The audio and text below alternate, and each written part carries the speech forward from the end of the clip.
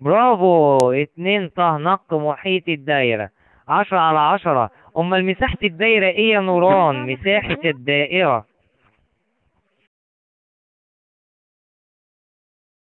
برافو، مش تقريبا، ده أكيد. لا، الله عليكم يا جماعة، كويس إن إحنا فكرنا الكلام دون. عندنا بقى شوية نتائج على الدائرة.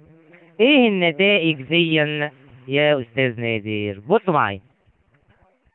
لو أنا عندي ألف ب وتر كده بالمنظر اللي قصادكم على الرسمة دي، ألف ب ده وتر في الدايرة ميم، أكيد أكيد لأنه ممرش بمركز الدائرة. واترسم خط مستقيم ميم جيم، بس بحيث إن الجيم في منتصف الوتر ألف ب. وكان أنا عارف أكيد أكيد إن الميم ألف قد الميم ب لأنها أنصاف أقطار، وإحنا عارفين إن أنصاف الأقطار متساوية. معنى كده إن المثلث ميم ألف ب مثلث متساوي الساقين.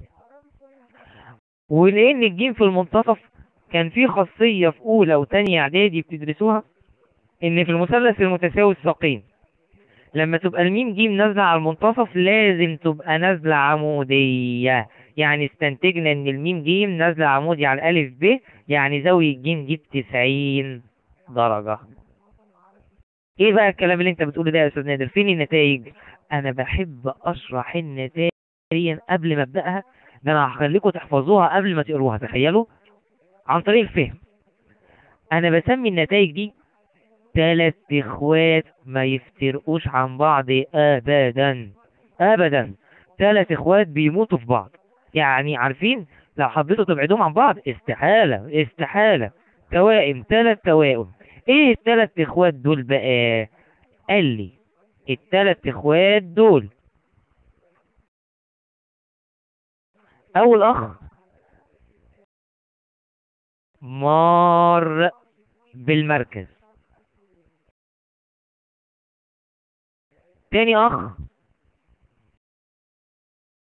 نصف الوتر، تالت أخ عمودي على الوتر. هم دول من ال3 إخوات اللي قايمة عليهم النتائج. دول 3 إخوات، معلش يا جماعة، دول 3 إخوات لا يفترقوا أبدا. طب أنا بعمل إيه؟ قال لي لو قال لي في المسألة أي 2 أنا بستنتج التالت على طول. تاني، لو قال لي في المسألة أي 2 أنا بستنتج التالت على طول. طب مش لما تفهمهم لي الأول يا أستاذ نادر، وبعد كده تبقى تتكلم في موضوع إزاي أستنتج 2 و3 والكلام ده؟ تعالوا نفهمهم. لو أنا عندي دايرة بالمنظر ده، دايرة، أي دايرة، دايرة عادية،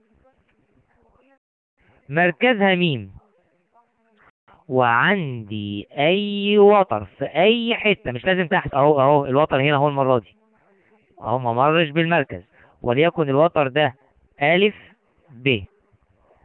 قال لي إيه بقى؟ لو أنا نزلت بخط مار بالمركز كالآتي، أهو خط مار بالمركز كده، وليكن ده ميم جيم. هي مش ميم جيم دي مرة بالمركز؟ أكيد مرة بالمركز. ولقيتها بتنصف الألف ب، يبقى هنستنتج إن الزاوية دي ب90، يعني نازل عمودي. طب لو هو مر بالمركز ونازل عمودي، استنتج انه بينصف. طب لو هو بينصف ونازل عمودي، استنتج انه مرر بالمركز. يبقى هو لو اداني اي 2 استنتج التالت بتاعها. لو مش فاهمين ادوني علامة الخطأ يا جماعة.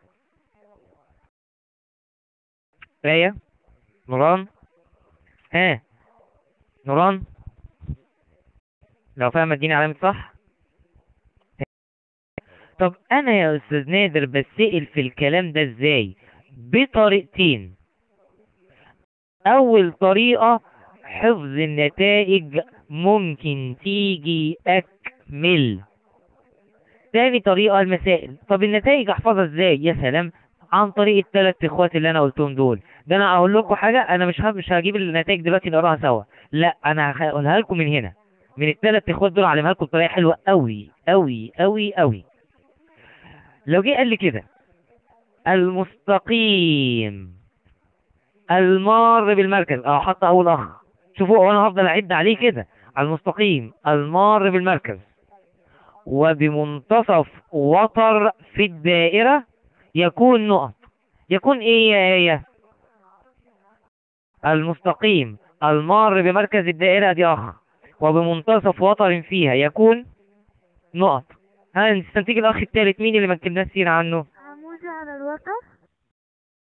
يا برافو عليك يا عمودي على هذا الوتر. عايز اقول لكم ان احنا كده قلنا اول نتيجة خلاص.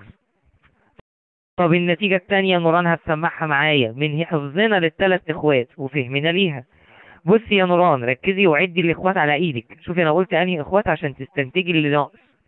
المستقيم المار بالمركز الدائرة برضو، وعمودي على وتر فيها يعمل ايه؟ يكون أول حاجة مثلا بنوصفها وبيقول يونس. بيجيب قائمة. ما هو كده كده قايل لي عمودي وهي قايمة، يبقى احنا نستنتج ايه؟ ينص في الوتر. برافو عليك. طب آية المستقيم المنصف، ادي اول اخ، المنصف لوتر في دائرة وعمودي عليه يكون ايه الاخ اللي ناقص؟ مار بمركز الدائرة. بس كده. انا عايز اقول لكم ان احنا كده سمعنا الثلاث نتائج. اعتقد طريقة الثلاث اخوات دي جميلة جدا جدا جدا جدا.